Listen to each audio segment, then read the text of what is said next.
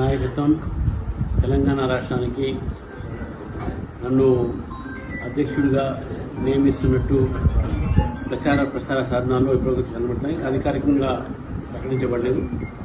ఏదైనప్పటికీ కూడా నా పేరు వస్తున్నందుకు, నా పేరు పరిశీలన ఉన్నందుకు జాతీయ అధిష్టానానికి, అదేవిధంగా రాష్ట్ర పార్టీ అధిష్టానానికి నేను ధన్యవాదాలు చెప్తా ఉన్నాను.